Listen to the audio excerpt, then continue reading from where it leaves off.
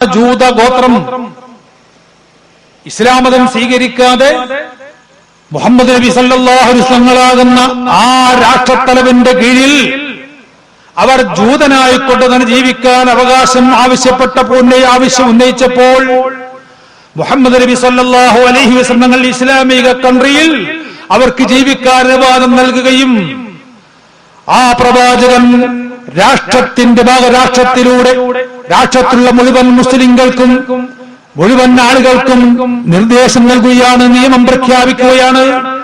ഈ മദീനയിൽ വസിക്കുന്ന ബനൂ ഖുറൈള ഗോത്രക്കാരായ ജൂതന്മാർക്ക് അവരുടെ സമ്പത്തിനും അവരുടെ ജീവനും ഇവിടെ ജീവിക്കുന്ന ഭൂരിപക്ഷം വരുന്ന ജീവിക്കുന്ന മുസ്ലിങ്ങൾ അതിന് ഉത്തരവാദികളാണ് എന്ന് ന്യൂനപക്ഷ സമുദായമായ ജൂത വിഭാഗത്തിന് വേണ്ടി അള്ളാഹുവിന്റെ പ്രവാചകരായ മുഹമ്മദ് നബി സല്ലല്ലാഹു അലൈഹി വസല്ലം ഭൂരിപക്ഷം വിഭാഗമാകുന്ന മുസ്ലിങ്ങളോട് ആഹ്വാനം നൽകുകയാണ്. ബനൂ ഖുറൈളയിലെ ന്യൂനപക്ഷമായ ജൂതന്മാരുടെ സ്വത്തിന്റെയും അവരുടെ ജീവന്റെയും സംരക്ഷണം മുസ്ലിങ്ങളെ നിങ്ങളിൽ അർപ്പിതമാണ്, നിങ്ങൾ സംരക്ഷിക്കേണ്ടതാണ് എന്ന് ആ പ്രവാചകൻ നിർദ്ദേശിച്ചപ്പോ എന്ത് സമാധാന അന്തരീക്ഷം അവിടെ ഉണ്ടായില്ലേ? എല്ലാവരും ഒരു മതത്തിലാകുക എന്നുള്ളത് മാത്രമല്ല സമാധാനത്തിന് ഉള്ള മാർഗം. വിഭിന്ന മതങ്ങളിലായിക്കോട്ടെ. അല്ലാമ ഇഖ്ബാലിന്റെ ഭാഷയിൽ പറഞ്ഞാൽ വിഭിന്ന മതം ഇന്ത്യക്ക് അലങ്കാരമാണെന്നാണല്ലോ. ഇഖ്ബാലിന്റെ ഭാഷ എന്തായിരുന്നു? സാരേ ജഹാൻ സെ അച്ഛാ ഹിന്ദുസ്ഥാൻ ഹമാരാ ഹം ബുൽബുലുൻ ഹേ യേ ഗുലസ്താൻ ഹമാരാ. എന്താ പറഞ്ഞത്? ഈ നാട്ടിലുള്ള കോകിലങ്ങളാണ് നമ്മള്, വിവിധ വർണ്ണങ്ങളാണ് ഇവിടെ. ഇന്ത്യ മഹാരാജ്യം എന്ന് പറയുമ്പോൾ നിറഞ്ഞൊരു പൂന്തോട്ടമാണ്. ഒരു പൂന്തോട്ടത്തിന് ഒറ്റ കളറുള്ള പുഷ്പങ്ങളെക്കാൾ ഭംഗി നൽകുന്ന വിവിധ കളറുള്ള പുഷ്പങ്ങളുടെ സമാഹാരമാണ് എന്നാണ് ഇന്ത്യ രാജ്യത്തിന്റെ, ഇന്ത്യ ഉപഭൂഖണ്ഡത്തിന്റെ, ഇന്ത്യൻ മതേതരത്വത്തിന്റെ ആദർശമെന്ന് ഒരു മുസ്ലിം കവി പാടിയപ്പോൾ, ഇഖ്ബാൽ പാടിയപ്പോൾ. ഇസ്ലാമിന് എല്ലാവരും മുസ്ലിമാണെന്ന് ആദർശം ഇസ്ലാമിനില്ല. ഒരു മതത്തിനും അങ്ങനെ നിർദ്ദേശിക്കപ്പെട്ടിട്ടില്ല. അപ്പൊ ക്രിസ്ത്യാനികൾക്ക് എല്ലാം ക്രിസ്ത്യാനി ആദർശം പാടില്ല. ഏത് മതക്കാർക്കും വിവിധ മതങ്ങൾ അവരുടെ ആദർശം അനുസരിച്ചുകൊണ്ട് ജീവിച്ചോട്ടെ. ഇന്ത്യൻ കോൺസ്റ്റിറ്റ്യൂഷൻ നിർദ്ദേശിക്കുന്ന മതസ്വാതന്ത്ര്യം ഓരോ വ്യക്തികൾക്കും അത് ഓരോരുടെയും ആദർശം സ്വീകരിക്കാൻ അവർക്ക് അനുവാദമുണ്ട്, അവകാശമുണ്ട്. ഫ്രീഡം ഓഫ് റിലീജിയൻ എന്ന തത്വത്തിലൂടെ ഇന്ത്യൻ പൗരന്മാർക്ക് ആ അവകാശം ഇന്ത്യൻ ഭരണഘടന അനുശാസിക്കുന്നുവെങ്കിൽ അതനുസരിച്ചുകൊണ്ട് ആർക്കും ജീവിക്കാൻ അവകാശമുണ്ട്. പക്ഷേ ഭാരതത്തിന്റെ സന്തതികൾ എന്ന പേരിൽ എല്ലാവരും തുല്യരാണ്, അവരെല്ലാവരും മനുഷ്യരാണ്. ഭാരതാംബയുടെ മക്കൾ എന്ന പേരിൽ എല്ലാവരും സുഹൃത്തുക്കളും സ്നേഹമുള്ളവരുമാവണമെന്ന നിർദ്ദേശം ഇസ്ലാം ഒരിക്കലും എതിർക്കുന്നില്ല. ഇസ്ലാം അങ്ങനെ വിചിത്രമായ സിദ്ധാന്തങ്ങളൊന്നുമില്ല. പണ്ടിവിടെ ഭൂമി ഉരുണ്ടതാണ് എന്ന് ഗലീലിയോ പ്രഖ്യാപിച്ചപ്പോ ഭൂമി ഉരുണ്ടതല്ല പരന്നതാണ് എന്ന് പറഞ്ഞുകൊണ്ട് ഒരു വിഭാഗം അന്നിവിടെ ബൊച്ചേമ്പോളൊക്കെ ഉണ്ടാക്കി. ഭൂമി ഉരുണ്ടതല്ല പരന്ന പത്തിരി പോലെ പരന്നതാണ് എന്നാ ഞങ്ങളുടെ മതവിശ്വാസം എന്ന് പറഞ്ഞപ്പോ ഇസ്ലാം അതിനെ എതിർത്തില്ല. ഇസ്ലാം പറഞ്ഞു, ഇമാം റാസി റളിയല്ലാഹു അൻഹു തങ്ങൾ തന്റെ വിശ്വവിഖ്യാത തഫ്സീറുകൾ ഖുർആൻ വ്യാഖ്യാന ഗ്രന്ഥമായ തഫ്സീറുൽ കബീറിൽ വളരെ വ്യക്തമായി പറഞ്ഞു, ഭൂമി ഒരു കുറയാണ്, ഗോളമാണ് എന്ന് ഇമാം റാസി. എന്നല്ല, ചില മഹാന്മാരായ പണ്ഡിതന്മാർ, ഖുർആൻ വ്യാഖ്യാതാക്കളായ മുൻകാല പ്രാചീന പണ്ഡിതന്മാർ എഴുതി വെച്ചു ഭൂമി ഉരുണ്ടതാണ്. തെളിവായിക്കൊണ്ടെന്താ പറഞ്ഞത്?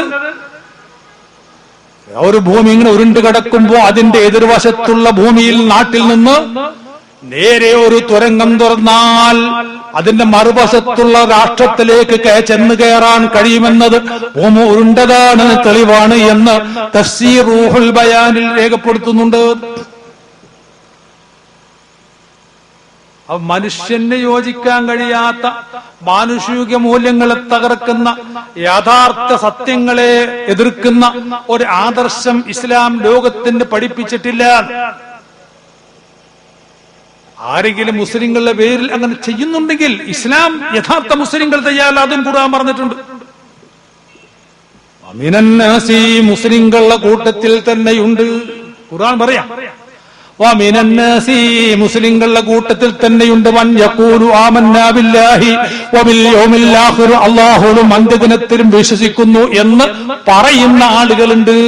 ഖുർആൻ മുസ്ലിങ്ങളോട് ലോകത്തിനോട് വെട്ടിത്തുറന്ന് പറയാൻ ഏതെങ്കിലും മുസ്ലിം നാമധാരികൾ ഈ മഹത്തായ ആദർശത്തിനും ഈ സിദ്ധാന്തത്തിനുമെതിരെ പ്രവർത്തിക്കുകയാണെങ്കിൽ ലോകത്തുള്ള ബഹുഭൂരിപക്ഷം വരുന്ന മുസ്ലിങ്ങളെ നിങ്ങൾ ധ്വംസിക്കരുത്, പീഡിപ്പിക്കരുത് ആശയത്തിന്റെ അടിസ്ഥാനത്തിൽ അങ്ങനെയും ഒരു വിഭാഗം മുസ്ലിങ്ങളുടെ കൂട്ടത്തിലുണ്ട് എന്ന് ഖുർആൻ 1400 കൊല്ലങ്ങൾക്ക് മുമ്പ് ലോകത്തുള്ള സകല നേതാക്കളോടും പ്രഖ്യാപിക്കുക.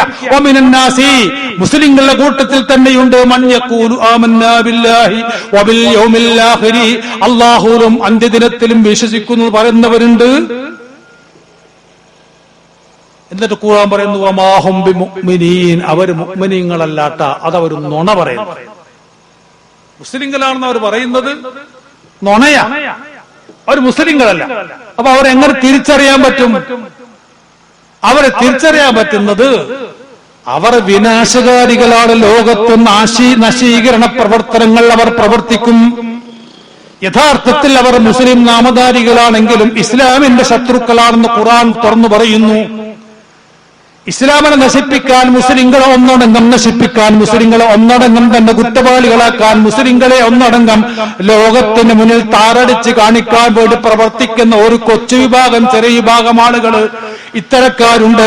അത്തരക്കാർ ആളുകൾക്ക് ലക്ഷണം വൈദാഖീലലഹും, അവരോട് പറയപ്പെട്ടാൽ ലാ തുഫ്സിദൂ ഫിൽ അർളി, ഭൂമുഖത്ത് നിങ്ങൾ നാശം വിതക്കരുതേ, നശീകരണ പ്രവർത്തനം ചെയ്യരുത് എന്ന് പറഞ്ഞാൽ ഖാലു, അവർ പറയും ഇന്നമാ നഹ്നു മുസ്ലിഹൂൻ, ഞങ്ങൾ നിങ്ങൾക്ക് നിങ്ങളുടെ വീക്ഷണത്തിൽ നാശം ചെയ്യുന്നവരാണ് എങ്കിലും, നശീകരണ പ്രവർത്തനം ചെയ്യുന്നവരാണെങ്കിലും ഞങ്ങൾ നന്മകാംക്ഷികളാണെന്ന് അവർ പറയും.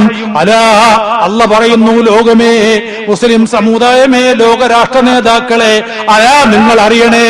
രാഷ്ട്ര നേതാക്കളോട് ഖുർആൻ പറയുന്നു, ലോകത്തുള്ള സകല നേതാക്കളോടും മറ്റുള്ള ജനങ്ങളോടും ഖുർആൻ വെട്ടിത്തുറന്ന് പറയുന്നു, അങ്ങനെ മുസ്ലിം നാമധാരികൾ എന്തെങ്കിലും നശീകരണ പ്രവർത്തനം ചെയ്യുകയും ഞങ്ങൾ നന്മയാണ് ചെയ്യുന്നതെന്ന് വാദിക്കുകയും ചെയ്താൽ, അല അങ്ങനത്തെ ആളുകളെ കുറിച്ച് ഞാൻ നിങ്ങളോട് ആധികാരികമായി കൊണ്ട് പറയുന്നു എന്ന് ഖുർആൻ പറയുന്നു. അല അറിയണേ, ഇന്നഹും ഹുമുൽ മുഫ്സിദൂൻ, അവർ തന്നെയാണ് അവർ തന്നെയാണ് വിനാശമുണ്ടാക്കുന്ന ആളുകൾ. വഹും ലാ യശ്ഉറൂൻ, വാസ്തവത്തിൽ അതവർ മനസ്സിലാക്കുന്നില്ല എന്നതാണ് സത്യം. നിങ്ങളെങ്കിലും മനസ്സിലാക്കണം.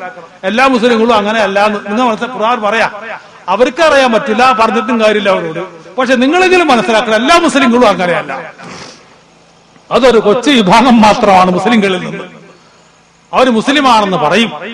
അങ്ങനത്തെ ആരെങ്കിലും എന്തെങ്കിലും ചെയ്യുന്നുവെങ്കിൽ അത് ഇസ്ലാമിന്റെ തലയിൽ കെട്ടിവെക്കാൻ പറ്റൂല. ഇസ്ലാമിന്റെ ആദർശം വാസ്തവത്തിൽ അതല്ല, സ്നേഹമാണ്. ഇസ്ലാമിന്റെ മാത്രമല്ല, മതങ്ങളുടെ എല്ലാം ആദർശം സ്നേഹമാണ്. ഈ സ്നേഹത്തിൽ ഊന്നി നിന്നുകൊണ്ടുള്ള ഒരു ജീവിതശൈലിയാണ് ഇസ്ലാം ഈ ലോകത്ത് കാക്ഷിക്കുന്നത്. അല്ലാഹുവിന്റെ പ്രവാചകൻ പറഞ്ഞ കാര്യം പ്രത്യേകം ശ്രദ്ധേയമാണ്. നബി സല്ലല്ലാഹു അലൈഹി വസല്ലം തങ്ങൾ പറഞ്ഞതെന്താണെന്നറിയാമോ? മൻ ആമന റജുലൻ, ജീവിക്കാൻ അവകാശമുള്ള രാഷ്ട്രത്തിൽ ഒരാൾ ജീവിക്കുന്നുവെങ്കിൽ, അഥവാ ഇന്ത്യ രാജ്യത്ത് ജീവിക്കുന്ന സകല ഇന്ത്യൻ പൗരന്മാർക്കും ഈ ഇന്ത്യ രാജ്യത്ത് അവരുടെ സ്വത്തിനും സമ്പത്തിനും ഗവൺമെന്റ് ഉത്തരവാദിയാണ്. നമ്മുടെ സർക്കാർ നമ്മുടെ ഉത്തരവാദിത്വം ഏറ്റെടുക്കുന്നു. നമ്മുടെ സർക്കാർ നമ്മുടെ ജീവനും സമ്പത്തിനും ഉത്തരവാദിത്വം പറയണം. അതാണ് ഇന്ത്യൻ രാജ്യത്തെ രാഷ്ട്രത്തിന്റെ നിയമം. അങ്ങനെ ജീവിക്കാൻ അവകാശം നൽകപ്പെട്ടൊരു പൗരൻ, മൻ ആമന റജുലൻ ഫഖതലഹു, അങ്ങനെ ആരെങ്കിലും ആ മനുഷ്യനെ കൊല ചെയ്താൽ, ആ മനുഷ്യനെ കൊല ചെയ്ത് കഴിഞ്ഞാൽ ഒരു ജഡ്ജിമെന്റ് കൂടാതെ, കൊലക്കുള്ള ശിക്ഷ, കുറ്റങ്ങൾ ചെയ്യാതെ, കുറ്റത്തിന് ശിക്ഷ എന്നാലൊക്കെ ജഡ്ജിമെന്റോട് കൂടെ വിധിക്കുന്നതിന്, കൊല ചെയ്യുന്നതിന് മാറ്റിവെച്ച് അതല്ലാത്ത നിലക്ക് ഒരാൾ കൊല ചെയ്താൽ അനബരി ഉമ്മിനൽ ഖാതിൽ, റസൂലുള്ള പറയാണ്, പ്രവാചകൻ ലോകത്തിനോട് പറയാണ്, അനബരി ഉമ്മിനൽ ഖാതിൽ, കൊലയാളിയെ തൊട്ട് ഞാൻ ഒഴിവായവനാണ് കേട്ടോ, അവന്റെ ഉത്തരവാദിത്വം എനിക്കില്ല. വൈങ്കാനൽ മഖ്തൂലു കാഫിറാ, കൊല്ലപ്പെട്ട വ്യക്തി ഒരു അമുസ്ലിമാണെങ്കിലും ശരിയാണ്, ഞാൻ അതിന് ഉത്തരവാദിയല്ല, അത് ചെയ്യാൻ പാടില്ല കേട്ടോ. ഇസ്ലാം അല്ലാത്തതിന്റെ പേരിൽ ആരെയും നിങ്ങൾ ഉപദ്രവിക്കരുത് കേട്ടോ, ആരെയും നിങ്ങൾ കൊല ചെയ്യരുത് കേട്ടോ. അങ്ങനെ നിങ്ങൾ ചെയ്താൽ ഞാൻ അവരിൽ ഒഴിവായിരിക്കുന്നു, എന്നെ കുറ്റം പറയരുത് എന്ന് ബഹുമാനപ്പെട്ട പുണ്യപ്രവാചകൻ 1400 കൊല്ലങ്ങൾക്ക് മുമ്പ് ലോകത്തിനോട് വെട്ടി തുറന്ന് പറഞ്ഞ സ്വഹീഹ് ഹദീസ് ഇമാം തബറാനി റളിയല്ലാഹു അൻഹു തങ്ങൾ തന്റെ മുഅ്ജമിൽ റിപ്പോർട്ട് ചെയ്തിട്ടുണ്ട്. ഇതാണ് സ്നേഹം എന്ന് പറഞ്ഞാൽ. ഈ ലോകത്ത് ജീവിക്കാൻ ഏതെങ്കിലും ഒരു പ്രത്യേക മതവിഭാഗത്തിന് മാത്രമല്ല അവകാശമെന്നാണ് ഖുർആൻ ഇവിടെ പറയുന്നത്. നിരീശ്വരവാദിക്ക് ഇവിടെ ജീവിക്കാൻ അവകാശമുണ്ട്, നിർമ്മതവാദിക്കും ജീവിക്കാൻ അവകാശമുണ്ട്, മതവിശ്വാസിക്കും ജീവിക്കാൻ അവകാശമുണ്ട്. ഇസ്ലാമിക ഗ്രന്ഥങ്ങളും പഠിപ്പിക്കുന്നത് അത് തന്നെയാ. ഇസ്ലാമിക ഭരണമല്ലാത്ത രാഷ്ട്രത്തിൽ ജീവിക്കുന്ന മുസ്ലിമിനെ സംബന്ധിച്ച് കിതാബുകൾ രേഖപ്പെടുത്തിയിട്ടുണ്ട്. അല്ലാമ മഹാനായ ഇബ്രാഹിം അൽ ബാജൂരി റളിയല്ലാഹു അൻഹു തങ്ങൾ രേഖപ്പെടുത്തുന്നു, ഇസ്ലാമിക ഹുക്കൂമത്തല്ലാത്ത ഒരു രാഷ്ട്രത്തിൽ ജീവിക്കുന്ന മുസ്ലിമീങ്ങൾ ആ രാഷ്ട്രത്തെ ആര് ഭരിക്കുന്നുവോ ആ ഭരിക്കുന്ന ആ ഭരണകർത്താക്കളെ അനുസരിക്കൽ നിർബന്ധമാണ്. ഞാൻ വെറുതെ പറയല്ല, ഇമാം ബാജൂരി റളിയല്ലാഹു അൻഹു തങ്ങൾ വിവരിച്ചതാ. അതാണ് ഇസ്ലാം എന്ന് പറഞ്ഞാൽ. അങ്ങനെ ജീവിക്കുന്ന ഒരു ജനസമൂഹത്തിന്റെ മനസ്സിൽ ഒരിക്കലും ഒരാളോടും വൈരാഗ്യം വന്നുകൂടാ. മതം നിർദ്ദേശിക്കുന്ന സ്നേഹമാണ്. എന്തിനു സ്നേഹിക്കാതിരിക്കണം? എല്ലാവരും രക്തത്തിന്റെയും കളർ ഒന്ന് തന്നെ. കറുത്തവന്റെ രക്തത്തിന്റെയും കളർ ചുവപ്പാണ്, വെളുത്തവൻ രക്തത്തിന്റെ കളറും ചുവപ്പാണ്. ഇന്ത്യക്കാരന്റെ രക്തത്തിന്റെ കളറും ചുവപ്പാണ്, വിദേശീയ രക്തത്തിന്റെ കളറും ചുവപ്പാണ്. പിന്നെന്ത് വ്യത്യാസം? അവന്റെ ജീവിതശൈലി അല്പതല്പം അവന്റെ പ്രകൃതിക്കുള്ള വ്യത്യാസമൊന്നല്ലാതെ അവൻ ജീവിതശൈലിക്ക് വല്ല വ്യത്യാസമുണ്ടോ? അവന്റെ ശ്വസനക്രിയക്ക് വല്ല വ്യത്യാസമുണ്ടോ? ഏതെങ്കിലും വ്യത്യാസമുണ്ടോ? മനുഷ്യനെ അറിയണം. അതാണ് വാസ്തവത്തിൽ മതങ്ങൾ നിർദ്ദേശിക്കുന്നത്. ഈ ആദർശം ഒരു മനുഷ്യന്റെ മനസ്സിൽ അരക്കിട്ടുറപ്പിക്കപ്പെട്ടാൽ ആ സ്നേഹം അവന്റെ മനസ്സിൽ വന്നു കഴിഞ്ഞു. ഓട്ടോമാറ്റിക്കലായി കൊണ്ടുവന്നു കഴിഞ്ഞു, യാന്ത്രികമായി കൊണ്ടുവന്നു കഴിഞ്ഞു. അങ്ങനെ വന്നാൽ മനഃശുദ്ധി വന്നു. മനഃശുദ്ധി എന്ന് പറഞ്ഞാൽ എന്താ? മാനസിക രോഗം രണ്ടുണ്ട്. ഒന്ന് കാർഡിയോളജിക്കലായി കൊണ്ടുവന്ന രോഗങ്ങൾ, ഹാർട്ടിന് സംബന്ധമായ രോഗങ്ങൾ. അതൊരു പക്ഷേ ചെറുപ്പം മുതലേ ജന്മനാ ഉണ്ടാവാം, അതല്ലെങ്കിൽ മറ്റുള്ള ജീവിത രീതിയുടെ വികലമായ അവസ്ഥ കൊണ്ടുണ്ടാവാം. അതിനൊക്കെ പ്രതിവിധിയും ഉണ്ട് ഇന്നത്തെ ലോകത്ത്. അത് കൂടാതെ ഒരു മനോരോഗം. ആ മനോരോഗം എന്താ? അസൂയ, പരസ്പരമുള്ള അസൂയ, അഹങ്കാരം, അതുപോലെ തന്നെ ലോകമാന്യം, ജനങ്ങൾക്കിടയിൽ അറിയപ്പെടാനുള്ള അത്യാർത്ഥി. ഇതുപോലുള്ള ആ ദുർചിന്തകൾ മനുഷ്യ മനസ്സിൽ വന്നാൽ അവൻ യഥാർത്ഥത്തിൽ ഈ പറയപ്പെട്ട മനഃശുദ്ധിയില്ലാത്തവനായി മാറി. അവൻ അധികാരത്തിന് വേണ്ടി എന്തും ചെയ്യാൻ തയ്യാറാകും. അസൂയ വന്നാൽ തന്റെ എതിരാളിയെ നശിപ്പിക്കാൻ എന്തിനും തയ്യാറാകും. ലോകമാന്യം വന്നാൽ ജനങ്ങൾക്കിടയിൽ പേര് കിട്ടാൻ എന്ത് ചെയ്യാനും തയ്യാറാകും. അത് വിവിധ രൂപത്തിലും ഭാവത്തിലും എന്നുള്ള വ്യത്യാസമല്ലാതെ എല്ലാവരും വിവിധ കാര്യങ്ങൾ നിർവഹിക്കുമ്പോൾ അക്രമത്തിലേക്ക് ഇത്തരം മനഃശുദ്ധിയില്ലായ്മ ജനങ്ങളെ പ്രേരിപ്പിക്കുന്നു. അതുകൊണ്ടാണ് മനഃശുദ്ധിക്കുള്ള പ്രാധാന്യം വരുന്നത്. ആരോടും അസൂയയില്ലാത്ത, അഹങ്കാരമില്ലാത്ത, ലോകമാന്യമില്ലാത്ത, ഈ ലോകത്ത് അധികാരമോഹമില്ലാത്ത ഒരു മനസ്സിന്റെ ഉടമകളായിക്കൊണ്ട് സേവനം സമൂഹത്തിൽ അവൻ നടത്തട്ടെ. ആത്മാർത്ഥമായിക്കൊണ്ട് നിഷ്കളങ്കമായിക്കൊണ്ട് സമൂഹത്തിന് സേവിക്കുന്ന ഒരവസ്ഥ വന്നു കഴിഞ്ഞാൽ ആർക്കും ആരെയും എതിർക്കാനോ അവരെ ഏതെങ്കിലും നിഷ്കാസം ചെയ്യാനോ ഉള്ള പ്രവർത്തനത്തിന് അവന്റെ മനസ്സൊരിക്കലും സമ്മതിക്കൂല. അതിനാണ് മനഃശുദ്ധിക്ക് പ്രാധാന്യം നൽകപ്പെടുന്നത്. അപ്പൊ മതത്തിലൂടെ മനഃശുദ്ധി ലഭിക്കുന്നു. ഈ മനഃശുദ്ധി ലഭിച്ചാൽ പിന്നെ സംഭവിക്കുന്നത് ലോക സമാധാനമല്ലെങ്കിൽ മറ്റെന്താ? ഈ മനഃശുദ്ധി വന്നാൽ അതിന്റെ തിക്തഫലം സമാധാനമല്ലെങ്കിൽ മറ്റെന്താ? ഇതല്ലേ ഇതിന്റെ മാർഗം? മനഃശുദ്ധിയാണ്, മനഃശുദ്ധി വരുത്തലാണ് ലോക സമാധാനത്തിന് മാർഗം. ഈ മനഃശുദ്ധി വരാൻ മാനസിക ഡെവലപ്മെന്റ് ക്രിയകൾ ജീവിതത്തിൽ കൊച്ചുനാൾ മുതൽ പകർത്തുക എന്നതാണ്. അത് ഒരു പരിധിവരെ തന്നെ ഇസ്ലാം മതത്തിൽ പ്രാഥമിക മദ്രസ പഠനത്തിലൂടെ അവർ ഭൗതിക വിദ്യ പഠിക്കുന്നതോടൊപ്പം തന്നെ പ്രാഥമിക മദ്രസ പഠനത്തിലൂടെ സിസ്റ്റമാറ്റിക് ആയിക്കൊണ്ട് സ്കൂൾ സിസ്റ്റത്തിൽ നടത്തപ്പെടുന്ന ഇസ്ലാമിക അധ്യാപനങ്ങൾ ആ മദ്രസ പ്രസ്ഥാനത്തിലൂടെ കുട്ടികൾക്ക് ഒരു പരിധിവരെയെങ്കിലും ഒരു ദിവസം അരമണിക്കൂർ കിട്ടുന്നുവെങ്കിൽ ആ അരമണിക്കൂർ ഉപയോഗിച്ചുകൊണ്ട് പ്രഗത്ഭരായ ഉസ്താദുമാരും ഗുരുനാഥന്മാരും അത്തരത്തിലുള്ള ഒരു നിർദ്ദേശങ്ങളും പഠനങ്ങളും ഇവിടെ നടത്തുന്നുണ്ട്. എന്തിനാ? മതാധ്യാപനങ്ങളിലൂടെ മനഃശുദ്ധി കൈവരിക്കാനാ. ആ മനഃശുദ്ധിയുടെ പാത കൊച്ചുനാളിൽ തന്നെ പഠിപ്പിച്ചതിന്റെ പേരിലാണ് ഇസ്ലാമിക ആദർശത്തിൽ അടിയുറച്ച ആളുകളെ സംബന്ധിച്ചിടത്തോളം അവർ സമാധാനികളായി ജീവിക്കുന്നത്. ഞാൻ നേരത്തെ പറഞ്ഞൊരു വിഭാഗത്തെ നിഷേധിക്കുന്നില്ല, അങ്ങനെ ഒരു വിഭാഗം ഉണ്ടാകുമെന്ന് ഖുർആൻ പറയുകയും ചെയ്തല്ലോ. കുറച്ച് ആളുകൾ അങ്ങനെയുണ്ട്. അവര് മറ്റുള്ള ആളുകൾക്ക്, മറ്റുള്ള മുസ്ലിങ്ങൾക്ക് അപമാനമാണ്. അവർ ശരണത്തോട്ട് അല്ലാഹു തആല മുസ്ലിങ്ങളെയും ഈ ലോകത്തിനെ തന്നെ കാത്ത് സംരക്ഷിക്കുമാറാവട്ടെ എന്ന് ആത്മാർത്ഥമായി നമുക്ക് ദുആ ചെയ്യാം, പ്രാർത്ഥിക്കാം. അപ്പൊ ലോകത്തിന് സമാധാനം വന്നു. ഈ സമാധാന അന്തരീക്ഷത്തിന് വേണ്ടിയാണ് ഇവിടെ മനുഷ്യൻ ഇവിടെ ജീവിക്കുന്നത്, സമാധാനത്തിന് ജീവിക്കുക. അതുകൊണ്ട് മതവിശ്വാസത്തെ അടിയുറക്കുക, മതത്തെ പരിപൂർണമായി അംഗീകരിക്കുക. ഏത് മതസ്ഥനാണെങ്കിലും ഓരോരുത്തരുടെയും സ്വാതന്ത്ര്യം അനുസരിച്ചുകൊണ്ട് ഇഷ്ടമുള്ള മതം അവന് സ്വീകരിക്കാൻ അവകാശമുണ്ട്. നിർബന്ധിത മത പരിവർത്തനം പാടില്ല എന്ന് മുസ്ലിങ്ങളോട് ഏതെങ്കിലും ഒരു നിയമവ്യവസ്ഥ ഇവിടെ വരുത്തേണ്ട ആവശ്യമൊന്നുമില്ല. ഖുർആൻ ഇവിടെ നിയമം വെച്ചിട്ടുണ്ട്, ലാ ഇക്റാഹ ഫിദ്ദീൻ, നിർബന്ധിത പരിവർത്തനം ഇല്ലെന്ന് ഖുർആൻ മുസ്ലിങ്ങളോട് മുമ്പേ പറഞ്ഞിട്ടുണ്ട്. ഇവിടെ ഒരു സുപ്രീം കോടതിയുടെയോ ഹൈക്കോടതിയുടെയോ വിധിയൊന്നും മുസ്ലിങ്ങൾക്ക് അതിന്റെ ആവശ്യമില്ല. അത് തീർച്ചയായിട്ടും മുമ്പേ അംഗീകരിക്കുന്ന നിയമമാണെന്നർത്ഥം. അതായത് വിധികളെ അപലപിക്കുകയല്ല. മുസ്ലിങ്ങളോട് ഖുർആൻ തന്നെ നിർദ്ദേശിച്ച വിധിയാണ് ജഡ്ജ്, ഖുർആൻ ജഡ്ജ്മെന്റാണത്. ലാ ഇക്റാഹ ഫിദ്ദീൻ, നിർബന്ധിത പരിവർത്തനം ഇസ്ലാമിലില്ല, മതപരിവർത്തനം.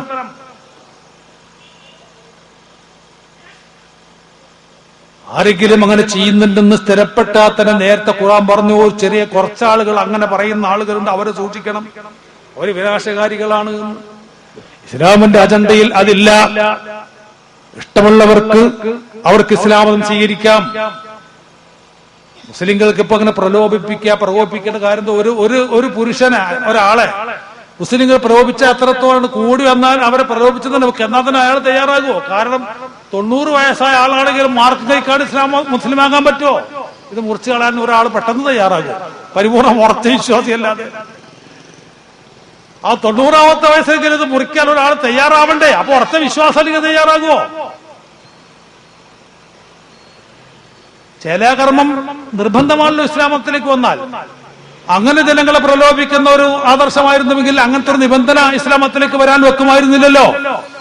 അപ്പൊ അങ്ങനെ നിബന്ധന വെച്ചത് തന്നെ പരിപൂർണമായും മനസ്സംതൃപ്തി ഉണ്ടെങ്കിൽ മാത്രം വന്നാൽ മതി എന്ന തത്വമാണ് അതിന്റെ പിന്നിലുള്ളത്. അല്ലാത്തവരാരും വേണ്ടാന്ന് ഇസ്ലാമില്. മനസ്സംതൃപ്തി ഇല്ലാത്ത ഒരാളും നിർബന്ധിതമായി ഇങ്ങോട്ട് വരണ്ട. നിങ്ങളുടെ ആ മർമ്മപ്രധാനമായ അവയവത്തിന്റെ അല്പഭാഗം മുറിച്ച് കളഞ്ഞ് നിങ്ങൾ ഇങ്ങോട്ട് വരാൻ തയ്യാറുണ്ടോ എന്നാ ചോദിച്ചേക്കട്. അപ്പൊ ശരിക്കും ഉറപ്പില്ലാത്ത ഒരാൾ തയ്യാറാകോ? ഇല്ല. പിന്നെ എന്താ നിർബന്ധ മതപരിവർത്തനം ഉണ്ടാവണം? ഇല്ല, ഇസ്ലാം പറഞ്ഞിട്ടില്ല. അങ്ങനെ ആരെങ്കിലും എന്തെങ്കിലും ചെയ്യുന്നുണ്ടെങ്കിൽ അതിന് ഇസ്ലാമോ ഭൂരിപക്ഷം വരുന്ന മുസ്ലിങ്ങളോ ഉത്തരവാദികളും അല്ല. അപ്പൊ സ്നേഹമാണ് ഇസ്ലാം പറയുന്നത്. എല്ലാ മതങ്ങളും അത് തന്നെ പറയുന്നത്. അപ്പൊ മതത്തിലൂടെ സ്നേഹം കൈവരിക്കുക. ഏത് മതസ്ഥനാണെങ്കിലും തന്റെ മതത്തിന്റെ ആചാര്യന്മാരോട് ചോദിച്ചു പഠിക്കുമ്പോ യഥാർത്ഥമായ ആചാര്യന്മാര് പറഞ്ഞവരും ഇസ്ലാം സ്നേഹമാണ്. മതങ്ങളൊക്കെ സ്നേഹമാണ് പഠിപ്പിക്കുന്നത്. ശ്രീകൃഷ്ണാശ്രമത്തിലെ വിലങ്ങൻ ശ്രീകൃഷ്ണാശ്രമത്തിലെ സ്വാമി മൃഢാനന്ദയും ഞാനും കൂടെ ഒരു വലിയ യോഗത്തിൽ മുമ്പൊരിക്കൽ പ്രസംഗിച്ചു. ഒരു മൈത്രീയ സംഗമത്തിൽ അന്ന് മൃഢാനന്ദ സ്വാമിയും പറഞ്ഞത് തന്നെയാ, മനഃശുദ്ധിയാണ് മനുഷ്യന് വേണ്ടത്, മനഃശുദ്ധിയാണ് മനുഷ്യന് വേണ്ടത്, സ്നേഹമാണ് മനുഷ്യന് വേണ്ടത്. ഹിന്ദുമതവും പഠിപ്പിക്കുന്നത് തന്നെ അദ്ദേഹം പറഞ്ഞു കേട്ടതാ. എന്നാൽ ആ മനഃശുദ്ധിക്ക് വേണ്ടി ഇസ്ലാം മതത്തിൽ വളരെ പ്രധാനപ്പെട്ട നിലവാരം ഉയർത്തി കാണിച്ചതും അതിനുവേണ്ടി അധ്വാനിച്ചതുമായ ഒരു യഥാർത്ഥ സൂഫി പണ്ഡിതൻ ആദാം ഇബ്രാഹിമാണ് എന്ന് അദ്ദേഹം അന്ന് ഞാനിരുന്ന വേദിയിൽ പ്രസംഗിച്ചു. ആദാം ഇബ്രാഹിം എന്ന് പറഞ്ഞാൽ ഇബ്രാഹിം അദ്ദേഹമിനെയാണ് പറയണത്. ഇവർക്ക് അങ്ങനെ പറയാൻ കിട്ടും, ഇബ്രാഹിമിന് അദ്ദേഹമാണെന്ന്. ശരിയാണ്. സാഹിത്യങ്ങളുടെ നേതാവാണ് ഇബ്രാഹിം അദ്ദേഹം റഹ്മത്തുള്ളാഹി അലൈഹി. അദ്ദേഹം പറയാം, ആദാം ഇബ്രാഹിമിന്റെ തത്വങ്ങളാണ് ഉൾക്കൊള്ളേണ്ടത് എന്ന്. അപ്പൊ മനഃശുദ്ധി വരുന്നു. അപ്പൊ നാം മനസ്സിലാക്കണം, എല്ലാ മതങ്ങളും നിഷ്കർഷിക്കുന്നത് ആ വിഷയത്തിൽ ഒരേ തത്വമാണെന്ന് എന്നാണ് എനിക്ക് ഉൾക്കൊള്ളാൻ കഴിഞ്ഞ് മനസ്സിലാക്കാൻ കഴിഞ്ഞു. അതല്ലെങ്കിൽ ആരും നിഷേധിക്കൂലല്ലോ സ്നേഹത്തെ ആരും നിഷേധിക്കൂലല്ലോ. പക്ഷിയെ അമ്പെയ്ത വേടനെതിരെയല്ലേ വാൽമീകി രാമായണത്തിന്റെ തുടക്കം? ഒരു പക്ഷിയെ പോലും വേദനിപ്പിക്കാൻ പാടില്ല എന്നല്ലേ രാമായണത്തിന്റെ തുടക്കം തന്നെയെങ്കിൽ ഒരു പക്ഷിയെ പോലും ഏൽപ്പിക്കാൻ പാടില്ല എന്നല്ലേ, അതിനെ ഉപദ്രവിക്കാൻ പാടില്ല എന്നല്ലേ രാമായണത്തിന്റെ തത്വം. എല്ലാം അങ്ങനെ തന്നെ ഇവിടെ പഠിപ്പിക്കുന്നതും എല്ലാ മതങ്ങളും പഠിപ്പിക്കുന്നതും അതല്ലേ. അതാ ഞാൻ പറഞ്ഞത്, എല്ലാ മതസ്ഥരും അവരവരുടെ മതത്തിന്റെ അടിസ്ഥാന തത്വത്തിലേക്ക്, മുസ്ലിങ്ങളിൽ അന്നലക്കുള്ള ആരെങ്കിലും ഉണ്ടെങ്കിൽ അവരടക്കം ഇസ്ലാമിന്റെ അടിസ്ഥാന തത്വത്തിലേക്ക് മടങ്ങി വരാൻ തയ്യാറാണെങ്കിൽ ലോകത്തിന് ശാശ്വതമായ സമാധാനം ഉറപ്പാണ്. അതാണ് ജാമിയ അസീസിയക്ക് ജനസമൂഹത്തിന്റെ മുന്നിൽ ഈ സിൽവർ ജൂബിലിയോട് സമർപ്പിക്കാനുള്ള സന്ദേശം. ആ മഹത്താ സന്ദേശം പരിപൂർണമായും പ്രാവർത്തികമായി ലോക സമാധാനാന്തരീക്ഷം നിലനിൽക്കാൻ സർവശക്തനായ അള്ളാഹുവിന്റെ കൃപയും കടാക്ഷവും ഈ ലോകത്തിനാകമാനം ഉണ്ടാവട്ടെ എന്ന് പ്രാർത്ഥിച്ചുകൊണ്ട് എന്റെ ഈ പ്രസംഗം ഞാൻ അവസാനിപ്പിക്കുന്നു. അനിൽ ഹംദുലില്ലാഹി റബ്ബിൽ ആലമീൻ. അസ്സലാമു അലൈക്കും വറഹ്മത്തുള്ളാഹി.